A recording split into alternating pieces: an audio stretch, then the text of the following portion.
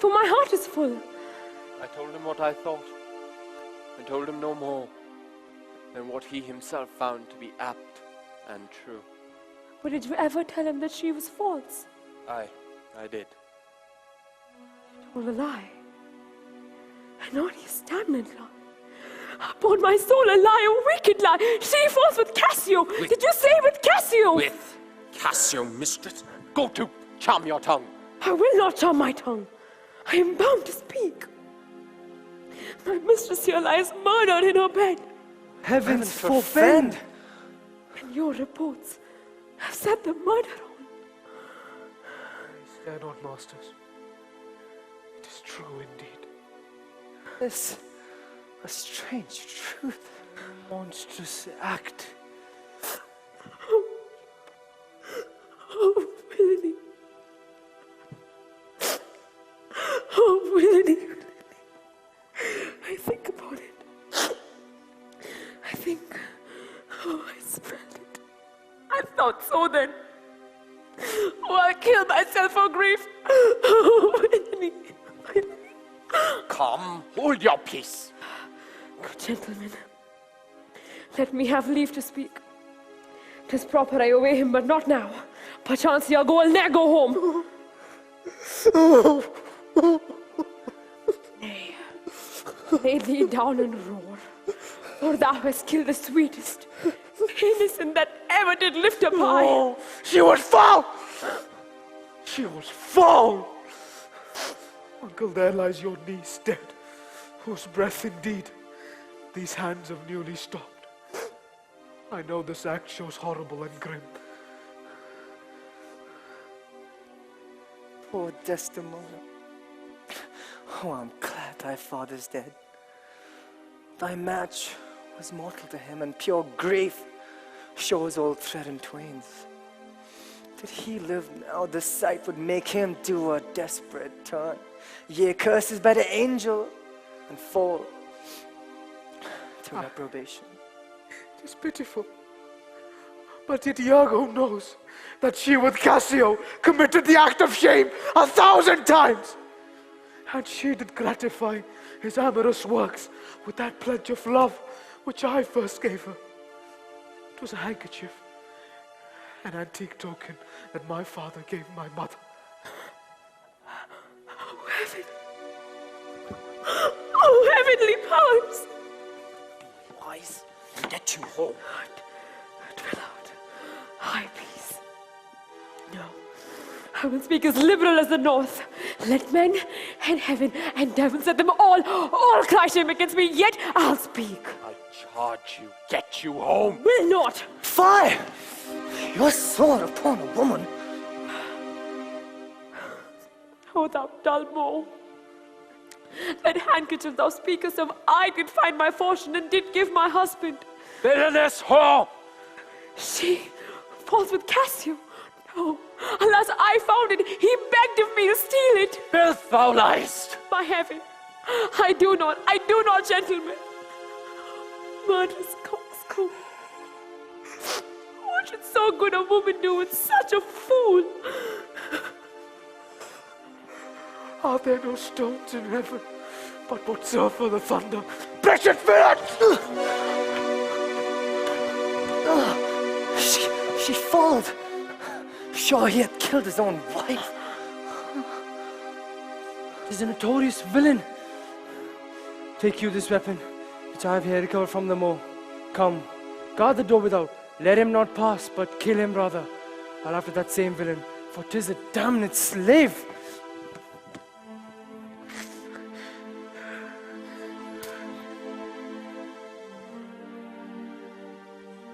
I am not valiant neither, but ever puny whipster gets my sword. Why should honor outlive honesty? Let it go all. What did thy song bold, lady? Hark. Canst thou hear me? I will play the swan and die in music. Willow, willow, willow. Oh, she was chaste. She loved thee, cruel boar. Come, my soul, to bliss, as I speak true. So speaking as I think, I die. I die. I die.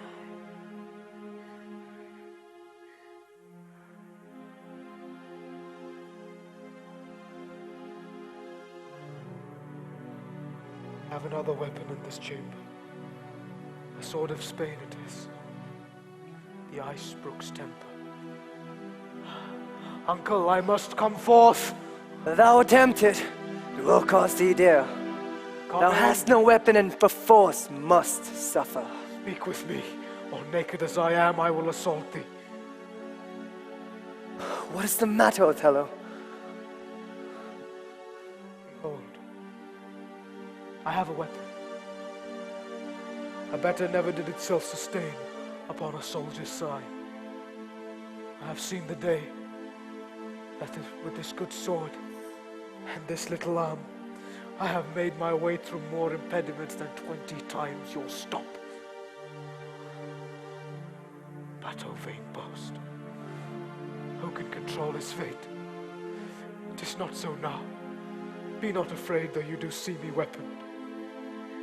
Man but a rush against Othello's breast, and he retires. Why? How dost thou look now? O ill-starred wench, pale as thy smock. When we shall meet at court, this look of thine will hurl my soul from heaven, and feet will snatch at it. Cold, cold, my girl, even as thy chastity. Whip me, ye devils, from the possession of this heavenly sight. Roust me in sulphur, blow me about in winds of liquid fire. Oh, Desdemona, Desdemona, Desdemona.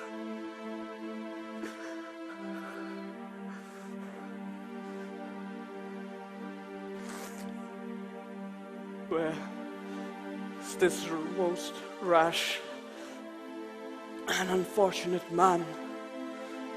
That was Othello. Here I am. Where is the viper? Bring the villain forth!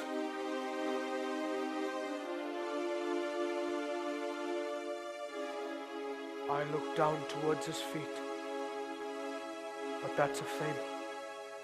If that thou best a devil, I cannot kill thee! Snatch his sword from him!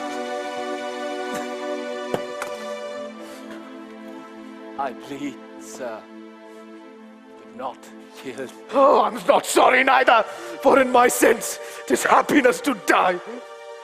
O thou Othello, thou wert once so good, fallen in the practice of a damned slave. What shall be said to thee? Why, an honorable murderer, if you will, for naught I did in hate, but all in honor. This wretch had part confessed his villainy. Did you and he consent in Cassio's death? Aye. General, I never gave you cause. Ask your pardon. Will you demand this demi-devil why he hath thus ensnared my soul and body? Demand me nothing. What you know, you know. From this time forth, I never will speak word. What not to pray? Torments will open your lips. Oh, thou dost best. Gentlemen, you shall understand what hath befallen, which as I think you know not. Here is letter from the pocket of the slain Rodrigo, and here another One of them imports the death of Cassio to be undertook by Rodrigo. Heathenish, most gross. Villain. Here's another discontented paper. This Rodrigo meant to have sent this damned villain, but that belied Iago in the interim came in and satisfied him. Oh, pernicious caitiff! So, you must forsake this room and come with us. Your power and your command is taken off, and Cassio rules in Cyprus. As for this slave, if there be any cunning cruelty that can hold him long and torment him much, it shall be his. You shall close prisoner rest until the nature of your fault be known to the Venetian state. Come, bring him away. Soft you. A word or two before I go. I have done the state some service and they know it. No more of that. I pray you in your letters, and you shall these unlucky deeds relate. Speak of me as I am. Nothing extenuate, nor set down aught in malice. Then must you speak of one that loved not wisely, but too well, of one not easily jealous, but being wrought, perplexed in the extreme, threw a pearl away, like the base Indian richer than all his strength, of one whose eyes, albeit unused to the melting mood, drop tears as fast as Arabian trees their medicinal gum. Set you down this, that in Aleppo once, where a malignant and turbaned Turk beat a Venetian and traduced the state, I took by the throat the circumcised dog and smote him thus. Oh, bloody period! All that spoke is mud. I fear before he had no weapon. All that is spoke. I kiss thee. What better way than to die upon a kiss? Spartan dog, more fell than anguish, hunger, or the sea. Look at this tragic loading of this bed. This is thy work. The object poisons sight. Let it be hid. Gratiano, keep the house and seize upon the fortunes of the more, for they fall unto you. To you, Lord Governor, remains the censure of this hellish villain. The time, the place, the torture, oh, enforce it. Myself will straight aboard and to the state with a heavy heart this heavy act relate.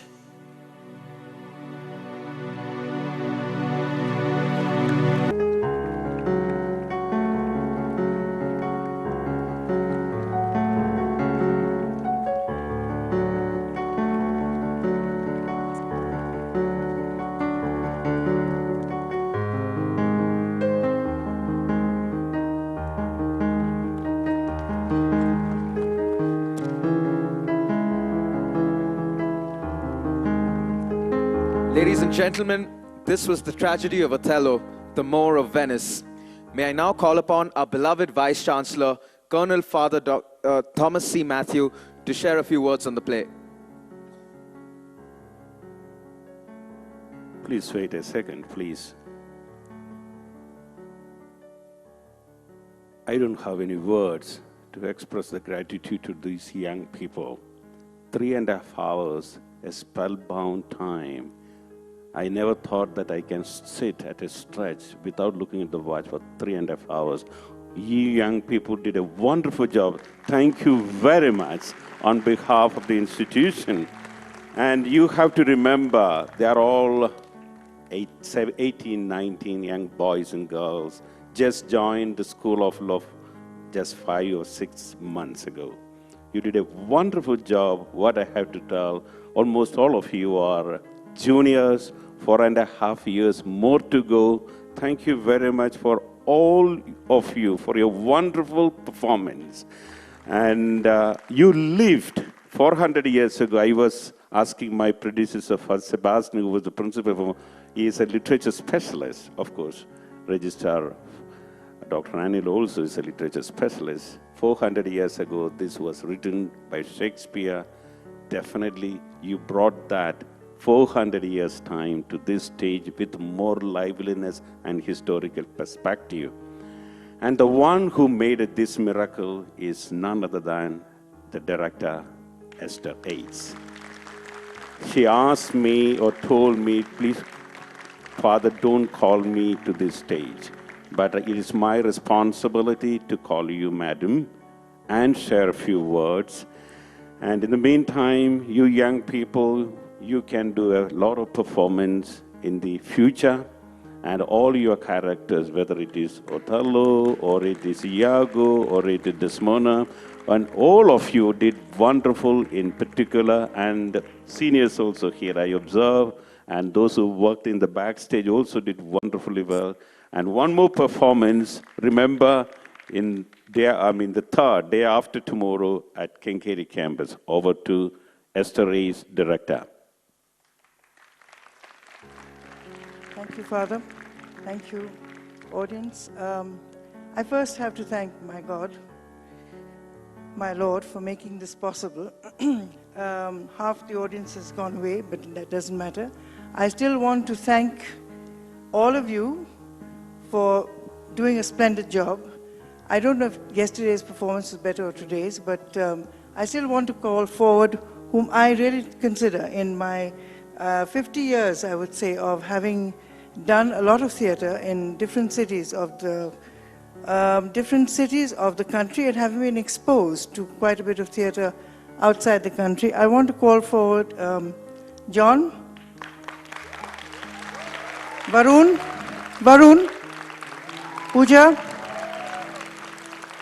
Pooja, to shout even here. Come on, hello, Karthik. These 4 characters, I have never seen such fine acting talent. I haven't. They responded so well to direction. I really haven't. I commend you. I really do commend you. And of course, the supporting cast and the musicians. Stalin and Manika, come forward. Every bit of it was composed by them, including the song that Pooja sang, which she was reluctant to sing, but which I forced her to sing. And I have nothing but good words to say for everybody. Samrita and Shikha, Tanya, Samrita and Shikha looked after logistics. Tanya, come forward, please. And Abhilasha, costumes. Tanya and sets, call your team, and Abhilasha, and everybody. Yes, thank you very much. It was 3.5 hours. I promised that it would be. Thank you, Father. Thank you, School of Law, Father Benny, Director, Associate Dean, Dr. Somu, Registrar, all fathers, especially parents. Pooja's father is here all the way from High Court of Ernakulam, Chief Justice Menon, and Dr. Chandy is here from Hosmat, all the other parents and guests. And thank you for your wonderful presence and encouraging these young people. Thank you very much. Come again. We have a lot of other programs on the roll, especially on the 7th and 8th. We have Magnificat from 5 o'clock. Magnificat is our annual choir event. Both the days at 5 o'clock here, 7th and 8th. There is a classical dance program from 2 to 4 o'clock on 14th of this month. There are many other programs. Please come and do participate. Once again, thank you very much. Have a nice, pleasant evening. Thank you for your participation. Thank you all once again.